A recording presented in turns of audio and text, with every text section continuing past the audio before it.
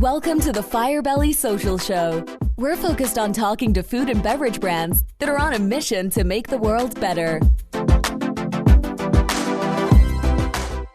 Dr. Jeremy Weisz here, and this one is a little bit different episode. This episode is actually going to go on the Firebelly Social Show. It'll also go on Inspired Insider, and so this is going to be a little bit different. So I am the founder of Inspired Insider. I talk with inspirational entrepreneurs and leaders. I always like to tell people to check out past guests. I'm here with my friend, colleague, Duncan Alney, who I'm going to introduce in a second. But Duncan, just tell people about your show for a second. Yeah. Hi, Jeremy. Thank you so much for having me here. I'm happy to be here. I always love doing anything with you, whether it's running around in Colorado on the top of the mountains or getting on the podcast with you. You're a great human. So my podcast is the Firebelly Social Show. And, probably obvious that it's about something social. And we're a social media marketing agency. And I talk to some of the leading entrepreneurs and founders in the food and beverage space, especially mission-driven companies. Who are some of the episodes people should check out on your show? That's a great question. I interviewed Asma Khan a few months ago, and she's a iconic restaurateur in London, who's using food for social justice, and a very difficult restaurant to get into in London. And Rusty Jones, who's another founder of a water company, and Brandon, creative director of One Hope Wines. Some really cool, Jessica Hirschfield from Just Enough Wines. So some people that are really doing interesting things in the food and beverage space. Very cool. And, I like to also mention past episodes. Check out, in Duncan, I like to have the people and companies I admire on my podcast, like what you're doing at Firebelly and some other ones. Dodd, okay, if you've heard of Moon Clerk, I love Dodd Caldwell, Moon Clerk. I had him on. I love their company. We talked about how he started the company, et cetera. That was fun. I had Tracy DeForgeon, who runs an amazing business called the Players Impact, where they have ex-professional athletes invest in these companies. So you check her out. And Elon Gold, one of my favorite comedians in the world. Shout out to Jason Cement. I was talking to him, Duncan. I was like, you know what? After all of my VC Israeli interviews, I always send Elon Gold's stand-up bit because he, in a nice, sarcastic way, pokes fun at Jewish people and Israeli people. And so I would send them these hard, kind of like, hard business Israeli VCs to lighten the mood. And Jason said, I know Elon Gold. Do you want to have him on the podcast? I go, of course I do. And so I had him on. He did some amazing imitations. And so we will get to talking about Duncan's company. And this episode is brought to you by Firebelly. And at Firebelly, they make brands more likable and profitable through social media marketing. They do organic and paid social strategies along with influencer marketing to help you get ROI. They were named one of the top 10 social media agencies in the world of Clutch. You've heard of Clutch. They do amazing work. So check them out. They've worked with Netflix, Qdoba, Fiji Water, and as Duncan was mentioning, other mission-based brands. And you can go to firebellymarketing.com or email them at hello@firebellymarketing.com.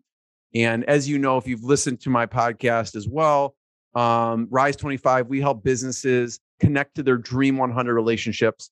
And we do that by helping you run your podcast. And Duncan, you're the same way.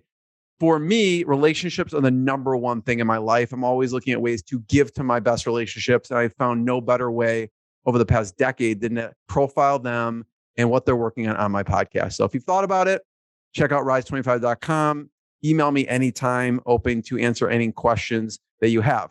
So let's get rocking. I kind of wanted to start with, I took so many notes and shout out to Drew Hendricks and his podcast. I was listening to his podcast with you to study for this, to see what should we be talking about. And we're going to talk about strategies on social, because I think there's low-hanging fruit in certain social channels that people are not using. We're going to talk about that. But I want to start with, you made a comment on Drew's podcast that stuck out to me. Okay. And you said, I moved from India to become a cowboy. I did say that. So what did you mean by that? I thought I could wangle out of answering it, but I guess you're going to press it. I grew up in India, and I grew up in Calcutta, which is a very cosmopolitan, maybe the most in some ways advanced place in India to me anyway, or Kolkata. And I used to dream about America, and I wanted to go to America, and I wanted to experience that life. But then I wanted to specifically feel that cowboy vibe, because I'd seen it in movies, and I wanted to, be a cowboy. I mean, but on arrival, a final arrival in Montana, after years of living in America, I made it to Montana, and I was like, investigating that life, and I realized that not being able to ride a horse is a critical challenge when it comes to being a cowboy, and so your life may be in the office of a modern ranch, or, I guess I still have hope, it could be a market here for ranches, which we actually have an amazing ranch client. So I have realized my dream in some ways where, you may be relegated to stubbling shit, So yeah, I mean, that's what I wanted to do. But it wasn't about, I think as I've reflected on this over the years, it's less about, wrangling horses and, going to rodeos and all that. It's more, I think, about what, cowboys, good cowboys, what good cowboys represent to me, which is sort of that pioneer, spirit, forging westward, rugged individualism, the ability to like Alexis Tocqueville said back in the day after traveling in America, the ability to move freely, without encumbrance. So that's not necessarily, real for me to move freely without encumbrance, but that was sort of the ideal, the American ideal in my mind. So it kind of represented for you the American dream in a sense. I was going to say diametrically different than the interconnectedness, vastly deeper interconnectedness of like the fabric of Indian culture. Yes, the American dream, correct. Yeah. And I feel like, being an agency owner, you're always a cowboy because you're wrangling people, you're wrangling clients, you're wrangling all kinds of things. That's awesome.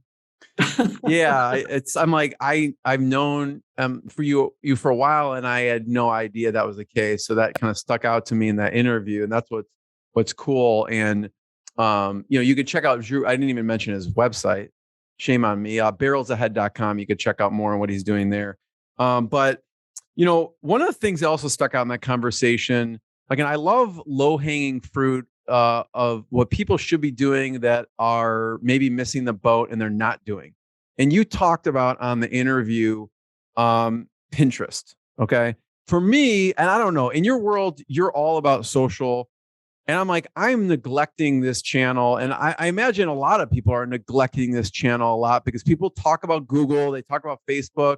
And I think Pinterest is up there in the top 5 or so. I mean, you could correct me if I'm wrong. I don't know. I was reading somewhere when you said that, I was like, Pinterest is really popular. There's a lot of people on Pinterest, and I think it gets neglected. So what are your thoughts on Pinterest? And I'd love to hear about strategies on Pinterest.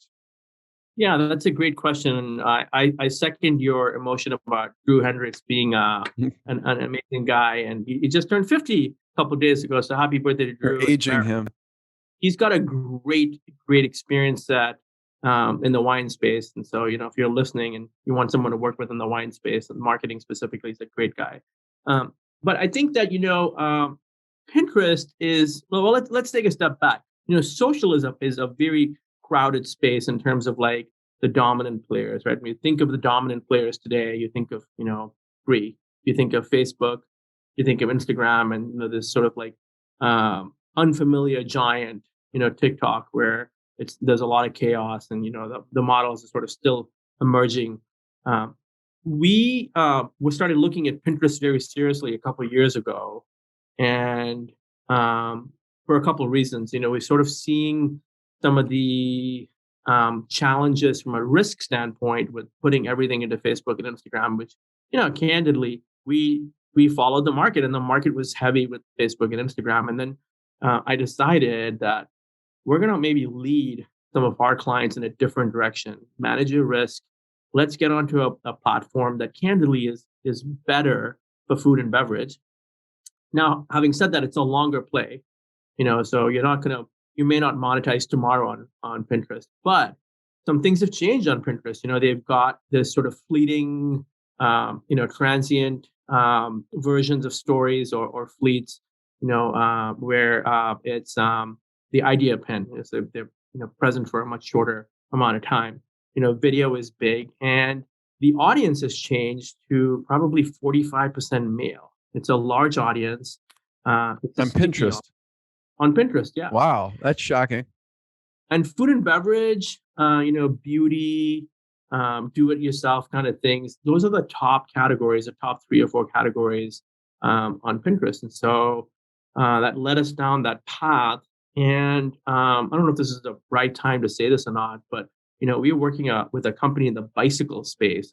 As you say, personal transportation. And I just have to say that personal transportation. This sounds very official. It was a layered program, with posts and boards, or pins and boards, and doing some engagement, intersecting with other brands and affinity brands, and we started doing ads, and we were able to, with a tiny spend, able to generate $125,000 in revenue for them. I mean, that's not a number to sneeze at, right? And so that really changed our perspective, and this is a great opportunity. But like anything else, the strategy is almost easier sometimes with these kinds of things than the day-to-day tactics, because the day-to-day tactics are changing, and it's like a I think the right word is estuary, right? It's like the delta of a river, where there's a sandbar one day and it's gone the next. There's some sandbars that are like 2 miles wide and 3 miles long, and there's others that are 5 feet. And so I think that's the sort of ongoing struggle with social, is the ability to find places to connect with your audience and actually produce some tangible results. And I think Pinterest is and candidly, the brand team at Pinterest is really motivated. They're easy to work with, less technical difficulties. So yeah, it's a very compelling. And candidly, a lot of brands are there, but there's a lot of brands that are not on there. It's still, I imagine. I'd love to talk about underutilized channels outside of Pinterest, but I was looking it up while you're talking.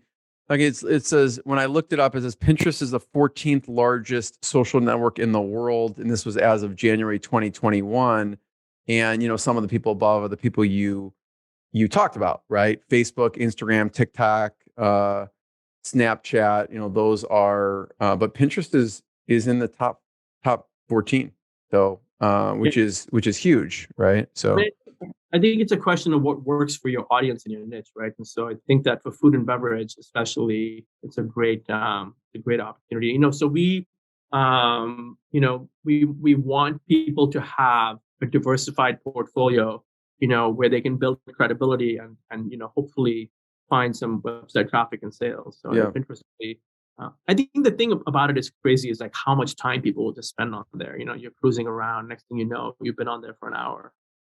And Pinterest even ranked ahead of Twitter in this, so that's pretty remarkable. Are there any other underutilized channels that your team? You're probably evaluating lots of channels, and I love what you said, kind of as a concept and strategy. Is really the ultimate is just connecting with your members, connecting with your tribe, wherever that is. It could be at a local church, it could be on Facebook, it could be wherever. So, what are some underutilized channels? Either it could be online or offline. I don't know. You probably just, in your process of discovery with these companies, discover some interesting stuff.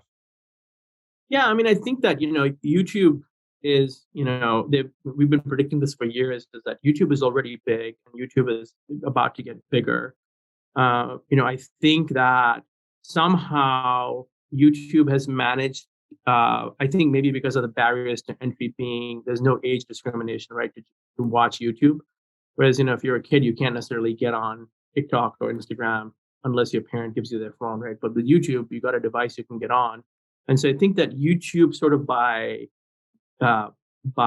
maybe by design and by some serendipity, remains a very accessible platform. And so, for example, my kid's 10 and he can find anything on YouTube and he watches like self-help videos and he knows stuff and entertainment. I think that, when you think about him, he's sort of like further down that Gen Z, age group. So he's like, just at the end of that, like at the edge of the next one. And YouTube is huge. So I think YouTube is big. I'm very, I have sort of this continuous interest in LinkedIn, even for B2C companies, because I think people want to know who's behind the brand. And like, for example, if you really wanted to know who's behind Coca-Cola, you can figure out who's behind Coca-Cola because you can go on Netflix, you can go on LinkedIn and you can figure it out, right? And I think that LinkedIn is a great way to like hire people and demonstrate your culture and like build partnerships and stuff like that. So when I see B2C companies neglecting that, it's not at the top of my list to tell them, hey, listen, you got to consider LinkedIn for other reasons, right? Because you got that greedy marketer syndrome, right? I know you had Marty from SiteTuners on here, a few months ago, and Alex, great guys from SiteTuners, and they talk about the greedy marketer syndrome. It's like, I don't know you, but will you get married to me? I don't know you, but will you buy my $7,000 product? It's like, no. It's like, hey, let's get to know each other, right? It's like, sure. I mean, some people might buy cars like they buy cupcakes, but most people don't. And so I think that. And the other thing I think, is a little bit off of what you're saying, but there's a lot of chaos with these platforms, right? And the challenge that brands face isn't necessarily being able to get on the platform. They can get on, but how do they sort of like connect with their tribe in a meaningful way? And the number one challenge isn't necessarily publishing, it's the which content to use, right? And so the traditional model is the brand creates all its own content, which is unsustainable, right? Brands can only create so much content, even the brands at the deepest pockets. But there's a whole like UGC model, right? So people are creating content and you use their content. And then there's, of course, that kind of the overarching piece above that is the creator model, where there are people that are really good at creating content. They're going to create content for your brand. And of course, the third one, which is the contentious one, which is the influencer model. And the influencer has a following and, has some ability to influence, behavior, hopefully. And they're going to create content for you. So I think that, whichever platform you're on, I mean, so many, like Reddit, I think a great platform too, but Reddit is sort of like. Reddit is right behind in this. I don't know how accurate this is. I'm going to assume everything on the internet is accurate, but this chart is right. It says as Reddit right behind Pinterest as far as the rankings go. So they must be 15th or whatever on this list. So. Yeah, I think Reddit is, I think their own slogan is something like it's the something of the internet. What is it? It's the I can't remember the. I'll look it up real quick. Yeah. But it's interesting. Reddit is sort of like it is a paradox in a way, because it is seriously anonymous and significantly authentic, right? So are there trolls on Reddit? Oh, hell yeah.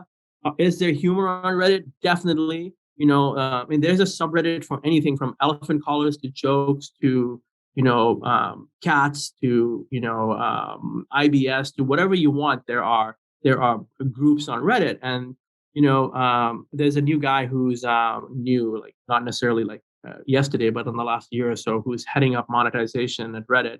And so they're doing a lot more interesting things on Reddit. But Reddit remains a challenge for brands, I think, because you can't pose on Reddit. There's no front end, Jeremy. There's no front end on Reddit. It's like you are who you are. And if you try to be something you're not, they're going to tear you to shreds. And then Reddit is also like where certain movements have emerged lately, right? Where the whole GameStop thing like came about on Reddit. Like Reddit was where all that stuff happened. So I think that, there's that whole thing as well. But, I think Snapchat is interesting as well. Again, I mean, we could go through the whole list, but probably the core advice I'd give people is like, where are you going to be able to connect with people? And part of that isn't just that they're there, but that you're able to cut through the clutter and connect with them. and can you build a sustainable content model? What surprised me with this, Duncan, it came out, Hootsuite I'll give credit to Hootsuite because I'm looking at a Hootsuite chart here for a second here. But I'll share my screen in this to see if I could just show people if they're interested in looking at it. But what surprised me about this, and I don't know how accurate this is. Let's just, for argument's sake, assume it is. But WhatsApp on this chart is third, which was shocking to me. So you have Facebook, YouTube, WhatsApp, and then Facebook Messenger, Instagram, web chat, TikTok, whatever. I don't even know what that other one is. Looks like QQ. I don't know what that is. But WhatsApp, does that surprise you at all that WhatsApp is third here?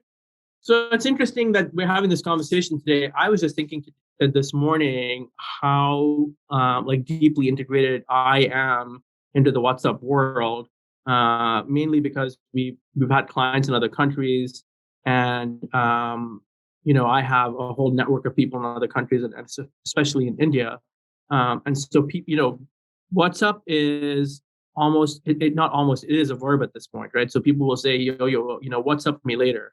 And people don't even say at least to my untrained ear, they don't even say what's up. WhatsApp, they say what's up, right? And so there's all kinds of marketing that goes on WhatsApp. We haven't really looked deeply at that yet. I mean, I see things all the time since I'm on there. Groups are huge.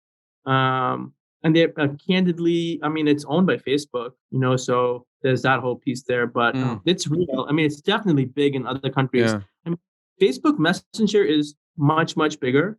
I mean, with the rise of instant messaging in a stable way, although who knows how secure it is. That's, I think, a real opportunity. I'm trying to look at that list. It's really small.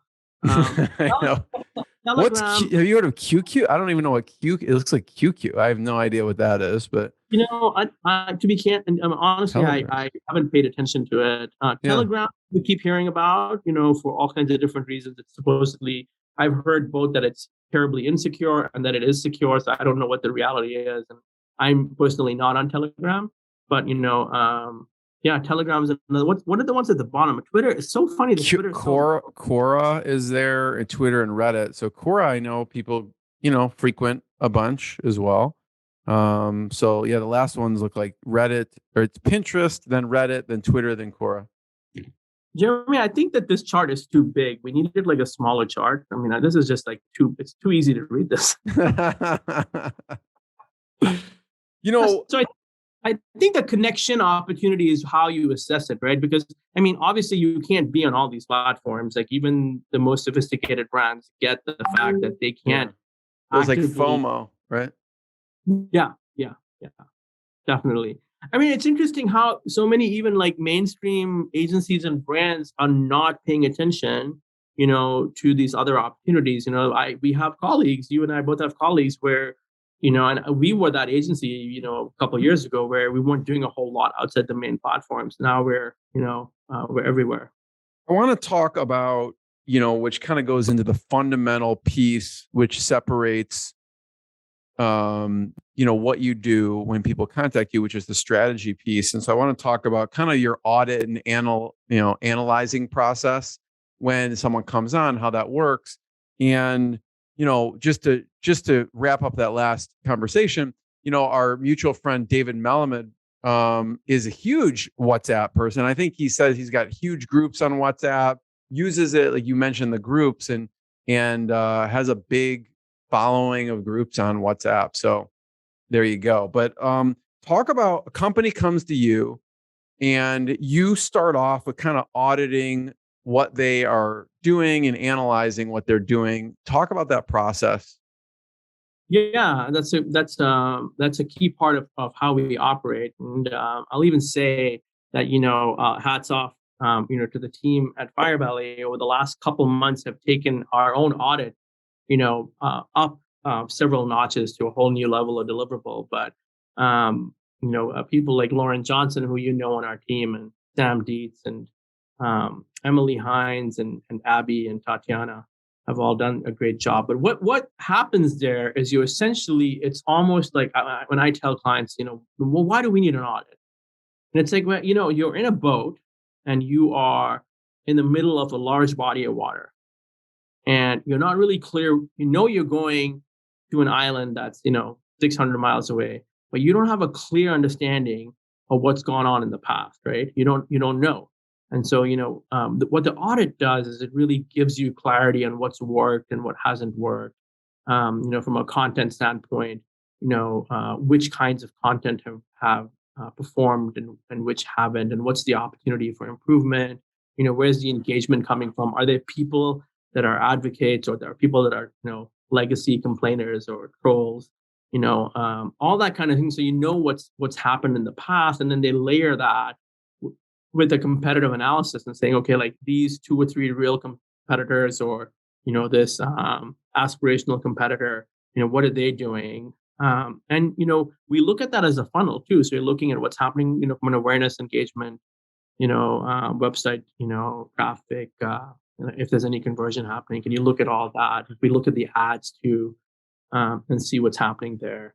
Look at what you've done with influencers. How has the influencer play worked? We call it performance creative, where we're looking at creative that performs. And what that does for you, it gives you a sense that when you start looking at those trends and look at the data, you start getting a sense of what's worked, and what can we extend ourselves into in the future.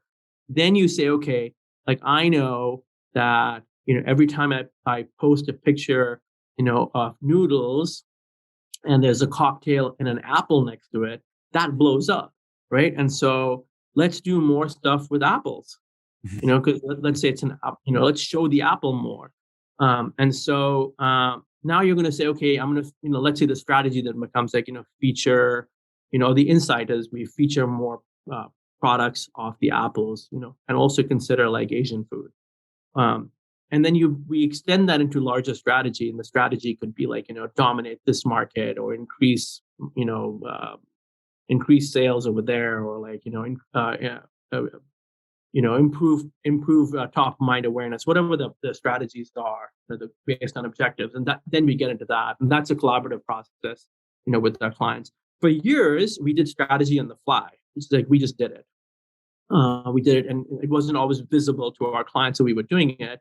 And so recently, we made a switch into a very like sophisticated and agile strategy deliverable where we're doing it every 3 months. Because in social media, the whole market can change in 3 months. So, can we? And that's a serious commitment, and it's very hard. It's very hard, and I have a great team that works very hard on it. And so, and we're also looking for new people. And so, it's been interesting. We collaborate with some top strategists as well. But finding strategy people is very difficult. Finding the quality of strategy people that we want is very difficult. Like, you work for 2 years, you're not a strategist. You may be a very knowledgeable tactician, but you're not a strategist. A strategist is someone that gets digital in general, and then also understands social in a very deep manner.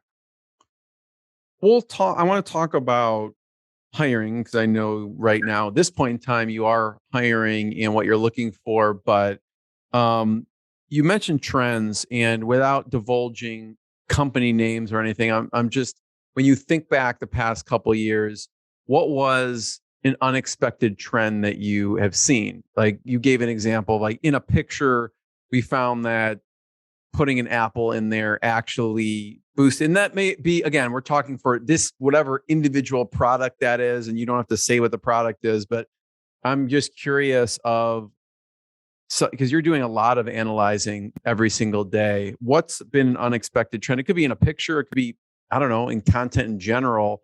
And if people should be considering doing, or at least thinking about, as far as their social goes. Jeremy, you have great questions. I don't know that these are necessarily unexpected, but I think, which is like part of our whole brand promise, is to make brands more likable. And you may say like, why should they be more likable, right? Okay, well, you don't have a choice of whether to engage with the IRS, so it doesn't matter if they're likable or not. But you have a choice on whether to engage with everyone from your local dry cleaner to your grocery store to your car company, right? So within that kind of sphere of likability, I think being what we find unexpectedly, and also we can predict it sometimes, is that being likable and nice and friendly and helpful on social media just goes so far. When you reach out to a brand and say, hey, what's happening with this? And, they help you solve the problem, or, there's a complaint and they resolve it. I think that is remains unexpectedly sort of like true and relevant. Like, being human wins, putting people first wins. And that's sort of also part of my key philosophy. But some other ones are, I didn't expect Pinterest to explode like this for our clients. So Pinterest has been great. Vertical video and video in general just continue to be amazingly compelling. Obviously, we work with you, and we have a heavy emphasis and view that layered, rich content like podcasts are the way of the future. I mean, even shorter content like Reels, which is longer than story or a post. It's been interesting also to see the rise of Reels and sort of this crossfade that goes on between TikTok and Reels. My partner Jeremy King talks about the crossfade and the mixing. And sort of like emojis are greater than regular language, and memes are greater than emojis. And it's the new vernacular, right? It's like, this is the creative vernacular, and can you speak? And a lot of brands can't keep up with that. Like, they can't keep up with that. It's like, don't tell me that you're going to get your testosterone shot. Like, show me a picture, or just send me a GIF of like someone all roided up, right? And I immediately know what you're talking about, right? It's like, you don't have to spend 1,000 words. You can send me that one image. So I think that those are sort of some things that we're seeing. I think unexpected for Firebelly that we joined, the ranks of the less than 1% of agencies in North America that accept crypto. Just unexpectedly something we did, and it's working out for us so far. So I think last year's realization was saying no is good. And this year's realization is, when you want to say no, think about whether you could say yes, and what are the terms that you'd want to say yes under. So, so those. You mentioned one thing that stuck out, Duncan, which is like, responding quickly. Being human, responding quickly. Is that, I know in the social world, you do paid social. Is that what? Do you do stuff in that realm as well? Is like responding, helping brands respond, or? Yeah. Oh, so in terms of scope of services, we come in, we get people going with their strategy, but then we also we help them publish on an ongoing basis. So all their organic work, organic is basically all the messaging that you see on these platforms, and bringing all these different kind of content streams together. On the paid piece, it's like where you're paying for placement, right? You're paying to reach more people. You're paying to get in front of people that would click through to go to your client's website, or you're paying for more audience, or the opportunity to have people join your audience, as opposed to buying followers, which is always a no. So the paid piece, it's like, you really can't, in my opinion, have a true social program without a paid piece. And you got a lot of people that don't get it. Well, why should I spend money? Well, you can. There's always a chance something could work for the first time, right? And people can't really do that without paying anymore. We work with influencers. We help identify advocates. We do creative services work, which photography, video. We're doing design now. So social is an exciting world. Unexpected thing that happened for us is that we figured out how to make social listening viable. So social listening is where you're monitoring keywords and seeing who's talking about what, like your brand, your brand words, your competitors, other kind of generic terms. And the human element is always a piece that was elusive. So the market wanted to pay one thing, the cost is ridiculously high. So we figured some of that out. And, we're not leading the market like my buddy Rob Key at Conversion, who's like, using natural language processing, and, some sort of like different types of machine learning and AI to like predict like what's going to happen based on conversation. Like we're not doing anything like that, but what we're doing is we're making, consistent, we're drawing consistent insights based on what people are talking to us or talking about. So, and then community management, which is where, we're looking after people's communities, answering questions and stuff like that. And looks like we're about to go to a 24-hour model, which blows my mind. I thought that, offering 10 hours of service was enough. And now we got clients saying, hey, I want someone to be answering that 24/7. So, I mean, you got to remember, we're a tiny company. We're, 10 people about to be, 15 people. I mean, that's a huge amount of growth to go through. That's like adding 50%, so, and, I'm fortunate and blessed that I'm living my best cowboy dream. Community management seems like it would be a popular service, and very helpful, but let's talk about hiring for a second. Okay. I am always intrigued by this conversation, as a business owner, of what people are looking for, how they hire. And what do you look for? We look for good humans that are looking for, some freedom, and they're looking to work within a framework and some structure. But it's an agile person that gets social, and they want to be a part of a certain kind of culture. We're not a cult, but we definitely have our own culture. It's people that get social, that want to work with a values-driven company. It's like focus, integrity, reliability, and excellence. And definitely, like, as unpopular as it may sound from a client's perspective, like in my perspective, a client is not always right. There's going to be times when the client is wrong. I'm going to take my team side every time. We want to make sure the client wins, but I'm never going to throw one of my team members under a bus, to keep a client. The clients will come and clients will go. My team is with me. So, those are courageous things to say. It goes along with the fire in the belly, right? But that's who we are, and that's why certain kinds of clients want to work with us. Just in case someone's listening, and we're also talking in a moment of time, what positions are you hiring for now? In case someone out there knows someone. No, we're looking for, people that get and want to work in organic social, which is, writing content and sourcing imagery and working with our designer and, putting stuff out, managing the community, drawing insights, contests, all that kind of stuff. Like, you're managing a community really is what you're doing. Paid social people who get, how does targeting work, how to get something in front of people, how to get them to do something with it, right?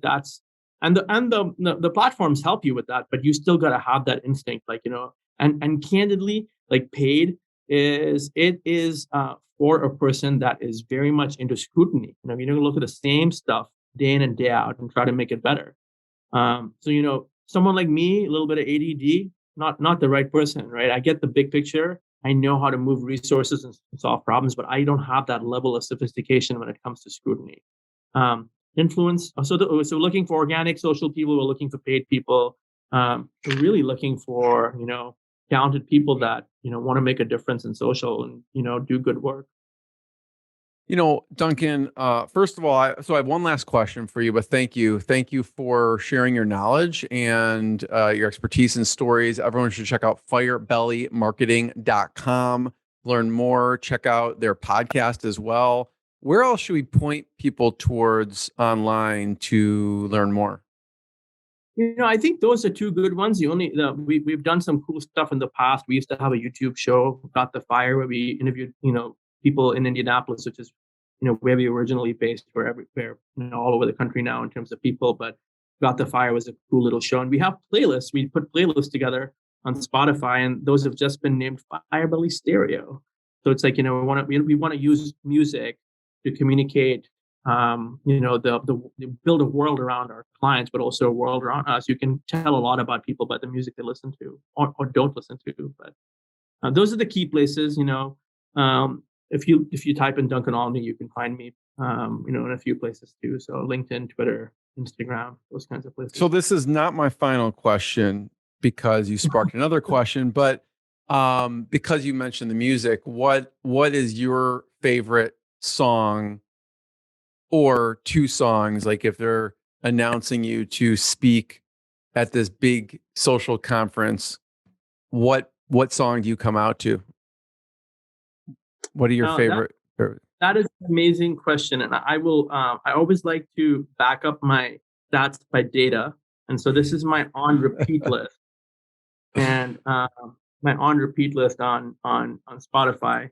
I believe in both streaming and like real records and stuff like that. But I have been I think if I had to pick the couple songs that have consistently been around, I'm 53, that have been around my whole life. I would say Vienna by Billy Joel, which is, a song about like thinking about, visionary, your vision of where you want to be and slowing down and getting to a place that's always going to be waiting there for you. And Every Day is Like Sunday, by Morrissey from the Smiths. But I don't know. I'm really listening to You Ain't Going Nowhere by the Byrds. Call Me When You Land by Old Sea Brigade. So those are two that I've been obsessed with. I've been listening to The Love Club by Lorde a lot. Love Good Year for the Roses by Elvis Costello. I'll tell you one song that everyone should listen to at least once, although my significant other and son will tell you they're sick as shit of it because I play it all the time, is Manifest. It's an Andrew Bird collaboration with Erica Wernerstrom. And it's about, being at the edge of, great decisions and like sort of like your destiny and what role you have in it. So, I also like, a lot of Indian, chanting. And so. I love it. Thanks for sharing that. So that was not my final question, but because it just sparked me because we had a team meeting yesterday, and we like to have a question that everyone gets to know each other better. And that was our question, which is, what is your favorite song, or what's a song that you would come out to? And you get some interesting answers. And I know, my knowledge and expertise of artists and songs is slim to none. I love listening to music, but I couldn't name what the song was called of the artist. So I was like looking up what people were saying. But my last question, Duncan, for you is, I know you work with a lot of different types of companies, B2C, and I love to hear, as of late, there was an appliance brand that you are doing work with, and I'd love for you to just talk for a second about something that was exciting about that campaign or something that was going well about that. Yeah, so I'm not at liberty to announce the brand yet. It is a brand that most people would know in the home appliance space. I'll even go as far as saying it, you might find it in your kitchen. But they came to us and they said, hey, we are a highly demanding group, and we want to know what we've done with social recently and how can we do better. And the head of marketing, a very talented person, but also said, like, listen, I'm going to need to be convinced. And so, our team, and by the way, while all this is going on, I'm leaving to go to India to look after my very sick father and help my mother, who's having trouble coping, and he has dementia. And so it's like a life or death situation. So we have some change going on at the company. Got a new partner joining the company, and I'm like, okay, see you later. I'm out. We got this opportunity. You guys manage it. And so Jeremy King, who's our the partner I'm referring to, and heading up revenue at Firebelly, and Lauren Johnson, who I mentioned earlier, who's a longtime Firebelly player, and some other people on our team who I again mentioned earlier, took what we did and said, what, we're going to know everything we can about what this brand and its competitors have done. And so they did a lot of human analysis. They used several different tools. But what they did was that we're going to build a bulletproof audit and analysis of what this brand has done in the last 9 months. Now, you're going to understand that most companies in our position would do 3 months. They might do 6 months. And the reason is that that's a lot of data to be looking at. And they did 9 months to make it meaningful. And they really produced such an amazing set of insights. Not only did it look good, not only was the substance good, but even looked good. And the client said, we don't even want to go through it. We read it and you're hired. And to me, that was, that was unexpected. Because typically people want to read it and they want to ask you questions. And so I think that's what you were referring to, right? It is. I mean, I wasn't anything specific, but I knew that you'd worked with an appliance brand. And what's interesting is that, there's this sort of like, there's this, I think, limiting belief that you got to be big, in terms of revenue or budget size to do big things. And what we got out of that piece that was really great was you can be small and have a big impact, right? It's all about like culture will, how does it go? Culture will eat strategy for lunch. And so every day. And so I think it's like, it's like if you have a great culture of treating people well inside your company, treating your customers well, and producing great products, and great digital experiences to accompany those products, that that's compelling. Like you don't really have to do a whole lot more than that. So that's kind of what we found out, was that this company really has its shit together. Duncan, I want to be the first one to thank you. Thank you so much. Everyone check out firebellymarketing.com, check out their podcast, check out more episodes of Inspired Insider and Rise25 and all of that. And we'll see you next time. Thanks, Duncan. Thank you, Jeremy. Thanks for listening to the Firebelly Social Show. We'll see you again next time, and be sure to click subscribe to get future episodes.